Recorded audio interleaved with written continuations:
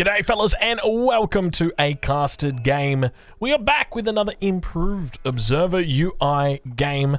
And we've got Crackety here who spawns in on the south side of the map playing in the teal as the Chinese. But he does have he's only got a gong. What you got going on here, Crackety? You were Conqueror last season. Update that bad boy. Get it in there. Show it off. Spawning in the north of the map, playing as the Mongols, we've got Opti Vilam, who I'm going to be calling Opti. Because that just, I mean, it just makes sense, right? Opti.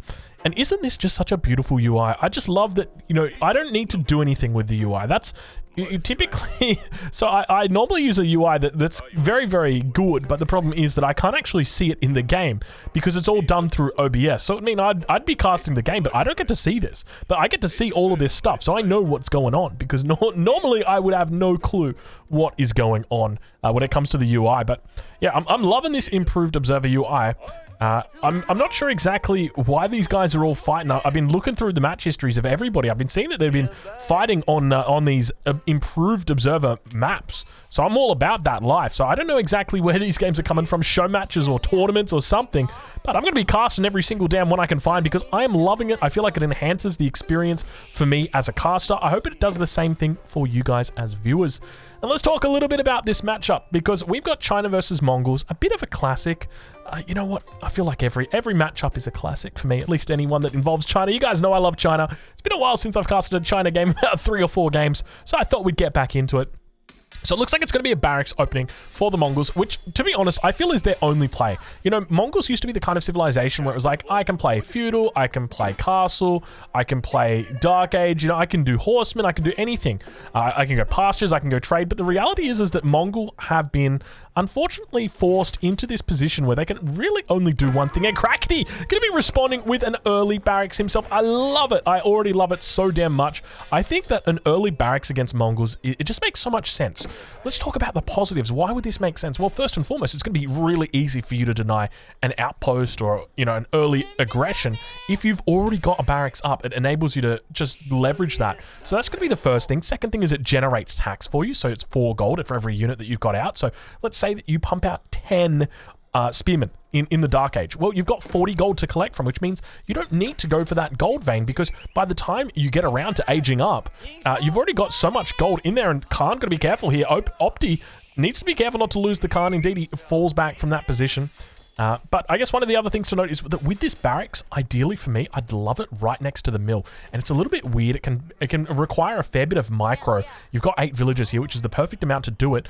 So what you would do is you would drop off all of your villages, and then you would supervise out a spearman, and then you would start supervising the mill, let all the vills drop off, and then you'd start supervising the spearman again, and it just works really well. But now we can see those villages going to be coming out. I suspect Crackety is just going to be right-clicking the villages here and just moving it. But I mean, in addition to it being an early game response that's just so smart against the Mongols, it also sets you up for a really good castle age, or at least to deal with the Mongol castle age, because it seems almost inevitable that once the Mongols start off with something like this, that it's only going to end with them getting to castle age and looking to try and take advantage of their lances. And you've got plenty of spearmen already out, so there you go. Well, it looks like Crackety going to be chasing down the Mongol player, and already you can see the bonus that's coming in from this. Crackety is idling these 2 villages. Then he's not getting anything out of these right now, Opti is. So, you know, one of the things you've got to be careful of is if Opti looks to sneak another villager over here. So bringing in 3 villagers, that could really hurt you. But you can see for the moment, Opti just going to be chased away. Villagers with 1.12 movement speed against the 1.25 movement speed of the spears will eventually and inevitably die to this. Spearman going to fall back, at least for the moment. More spears going to be running in for Opti. He's found a little bit of a weak point here. It's going to be the wood line. I'm curious as to whether the town center is going to be able to fire down on this. Doesn't seem like it. Crackety going to continue gathering up gold. Has he got a second Imperial official out? It's hard for me to tell. Actually, I can tell on the top here. No, it's just the one. But he does have, he's got 80 gold, so he might have another one in queue. Maybe he's doing some research. Do we have a tech? No tech coming through. Oh, there we go. That's where the tech is.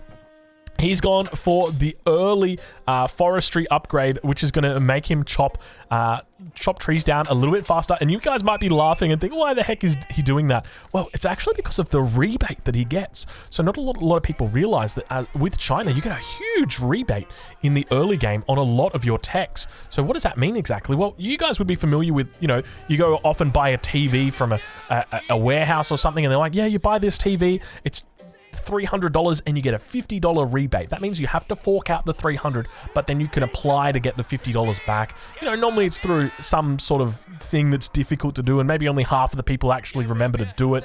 And then out of the half that remember to do it, only half of them can be bothered to do it. So you only 25% of people are getting the rebates. But for you as a China player, you're getting rebates 100% of the time. So just to give you a bit of an idea, you got 25 food and 50 cost on this. But for all of your upgrades, you're getting 32 gold back from that rebate. But we're going to have Opti now aging up. Actually, I take that back. That's going to be Crackety that's aging up. It's going to be an Imperial Academy that goes down for him as well. Probably about the best position you could ask for with this. Ideally, you'd love to have it up where that barracks is right there. That way you've got this point. Ideally, you want to always have this point on the mill. But I would say this is probably about the best that you can get it. Villager's going to fall back. Imperial Officials still standing strong and steadfast. No spears anywhere to be seen, and Crackety going to be going for a little bit of a counterattack. He realizes that the enemy base is a bit open, and he's going to be able to delay that gold gathering, and by delaying that gold gathering, stops the age up that's going to potentially happen from Opti. We can see he's about halfway up on the gold now.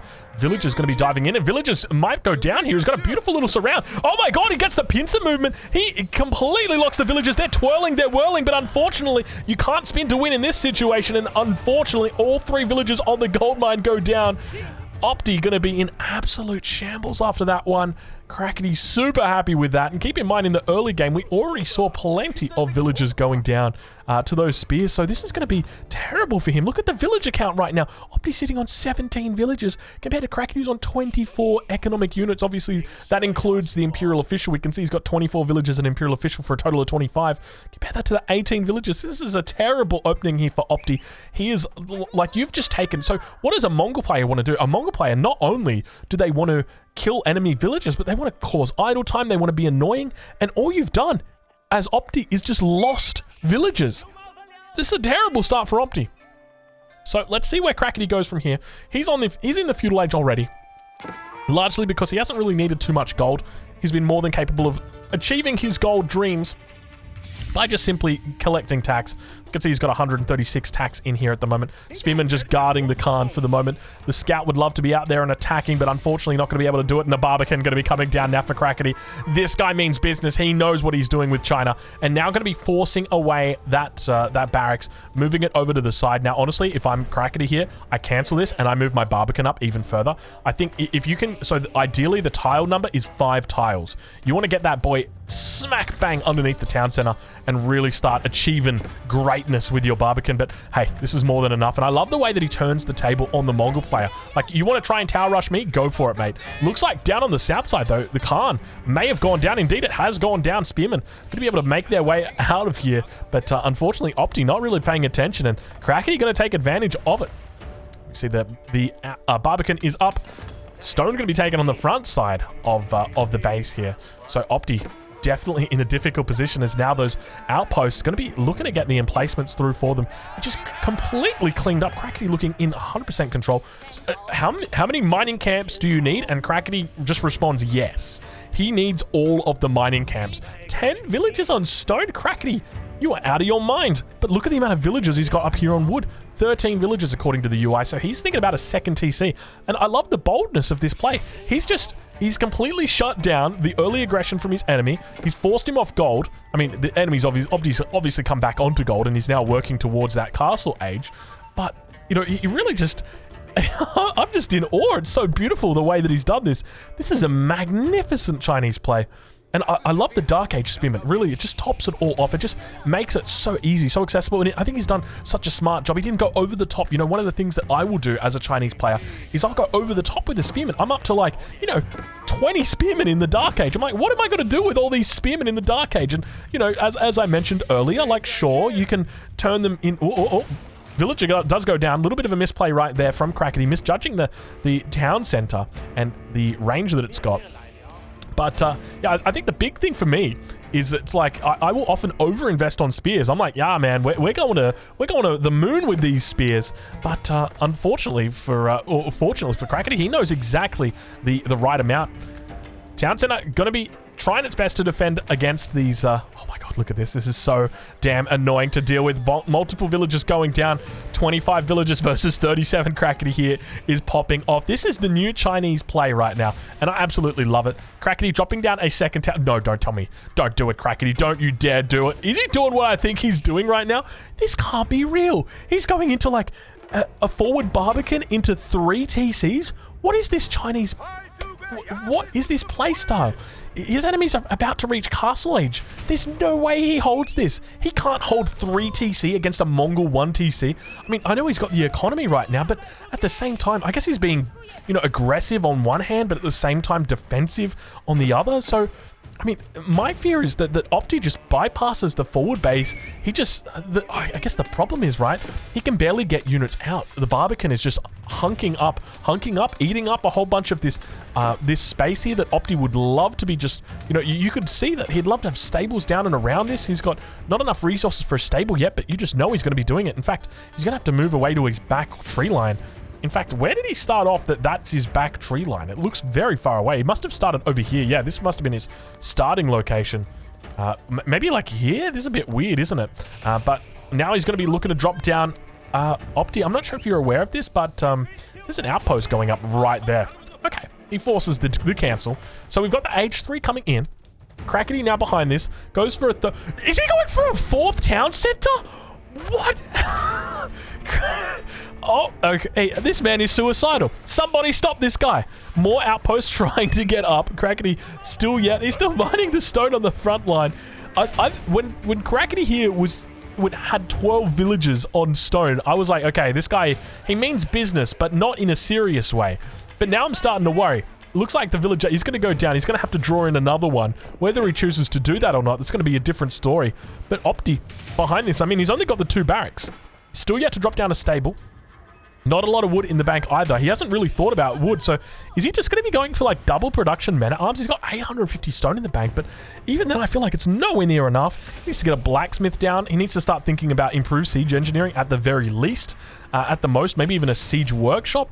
Going to be moving over to that wood line though, and that is going to be providing him some resources. Crackety up to 53 at the moment. 53. Wait, oh my god. Oh my god! What is this Chinese play? 4 TC Song Dynasty. This is the equivalent. Just 6 town centers. Is this the new Chinese meta, Drongo says, for the 14th time this week? What is going on? No, don't do it again. Please, Crackety here. Don't do this. You're at the 12-minute mark and you've got 1, 2, 3, 4 town centers. He's slowly but steadily becoming the Chinese god. How is he doing this? He can't keep getting away with it. Is it the men-at-arms now coming out as well for him? Looks like 4 men-at-arms are going to be marching across the map towards his position. He's going to be putting down defensive outposts everywhere. The ultimate turtle strategy. This is impossible. So for anybody who doesn't know, Age of Empires 3 is where I started. And when I started playing Age of Empires 3, I got a little handbook with it. And it taught me 3 things. It said, Drongo, there is a rock, paper, scissors mechanic to Age of Empires. The way it works is rush beats boom. Boom beats turtle. And turtle beats rush. And what we've got right now is Crackety here doing a combination of booming and turtling at the same time. And the reason he can get away with it is because these outposts do not have arrow slits. Rather, they have hand cannon slits, which means that they do a lot more damage than what your normal outpost does. And it means that they act as pseudo crossbows. In fact, not even pseudo crossbows, as turbo crossbows. He just puts the villagers in the outposts and he just keeps laughing all the way to the bank. He's at 79 villagers at the moment, 32 for his enemy. He's just pumping out units non-stop. The main issue he's got is just a lack of stone. We can see the villager count is just climbing to the roof at the moment. I love the reaction. I love the way that he's just like, nah, bro, I'm not going to make units. More villagers going down. What is Opti doing right now? And the villagers have just marched over here. He ran out of sheep over on this position. The villagers came over. Opti on 29 villagers. Crackety on 85. This is just ludicrous. How is this even viable? But it's so... This is 100%... I'm telling you right now, this is untouched Chinese strategy. This is the way that you deal with these stupid men-at-arm Lancer timing pushes. You just spam outposts. 100%. This is the new... I'm calling it right now. You will see... This will be coming out for pros. This will be... Look at the outposts that come down. He doesn't care. He's got so many villages. He's on 89 villages. He just garrisons some, gets the emplacements, and the emplacements completely eat through the men-at-arms. Look at how much damage gets taken. These guys got 4 armor. They don't care. You want to get +1 against this? That's fine. You want to get +2 against it? That's fine. They don't need armor. It doesn't matter because the outposts are just doing so much damage. And even if they kill villagers, who cares? He loses a handful of villages. He's got 93 villages. What does he care? 4 town centers.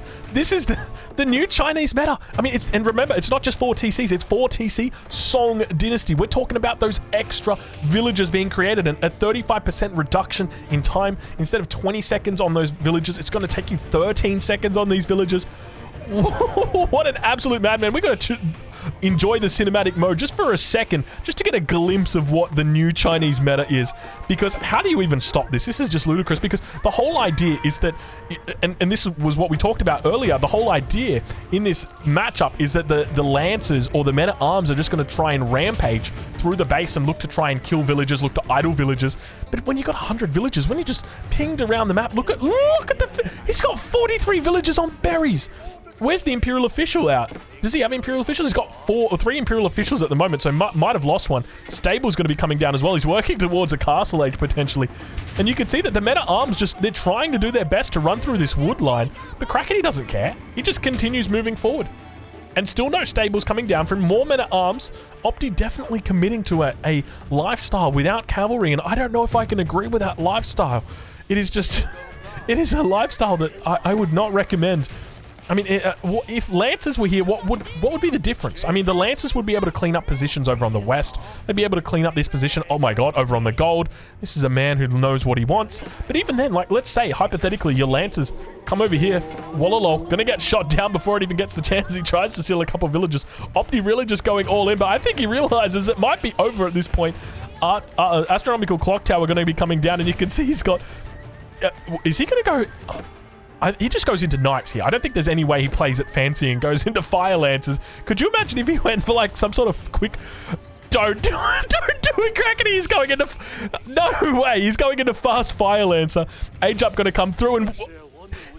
We don't get to see whether there was going to be Fire Lancers coming out, but fellas... Welcome to the new breed of China, the Impossible Turtle plus the Insane Boom. Crackety here. I'll leave a link in the description to where you can find out more about this guy. He's an absolute beast. I'm looking forward to seeing what else this guy's throwing down.